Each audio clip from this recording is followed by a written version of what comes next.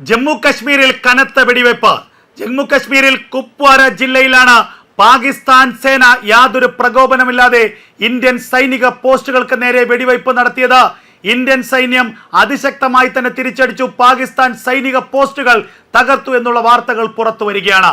മണിക്കൂറുകൾക്ക് മുൻപാണ് കുപ്വാര ജില്ലയിലെ അതിർത്തിയിൽ ഇന്ത്യൻ സൈനിക പോസ്റ്റുകൾക്ക് നേരെ പാകിസ്ഥാന്റെ വെടിവയ്പുണ്ടായത്.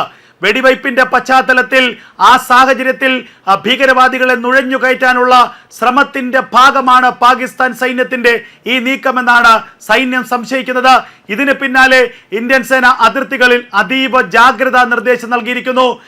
CRPFന്റെയും ജമ്മു കശ്മീർ പോലീസിന്റെയും കൂടുതൽ ട്രൂപ്പുകൾ പ്രദേശത്ത് ഭീകരവാദികൾക്ക് വേണ്ടി തിരച്ചിൽ ആരംഭിച്ചു എന്നുള്ള വാർത്തകളും പുറത്തു വരികയാണ്. ഈ പാകിസ്ഥാൻ ആക്രമണത്തിൽ ഇന്ത്യക്ക് നാശനഷ്ടങ്ങളൊന്നും ഉണ്ടായിട്ടില്ല എന്നുള്ള വിവരമാണ് പ്രാഥമികമായി പുറത്തു വരുന്നത്. അതേസമയം ഇന്ത്യയുടെ തിരിച്ചടിയിൽ പാകിസ്ഥാൻ സൈനിക പോസ്റ്റുകൾക്ക് സാരമായ കേടുപാടുകൾ ഉണ്ടായി എന്നുള്ള വാർത്തകളും പുറത്തു വരുന്നു.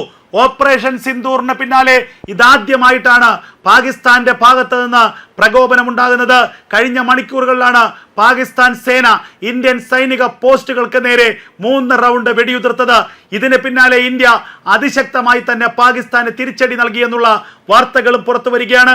ഇപ്പോൾ പാകിസ്ഥാനിലെ കുപ്വാര, പൂഞ്ച് അടക്കമുള്ള മേഖലകളിൽ ഇന്ത്യൻ സൈന്യം ഭീകരവാദികൾക്ക് വേണ്ടിയുള്ള വമ്പൻ റെയ്ഡുകൾ, തിരച്ചിൽ നടത്തുന്നു എന്നുള്ള വാർത്തകളാണ് ഇപ്പോൾ ഏറ്റവും പുതുതായി പുറത്തുവിടുന്നത്.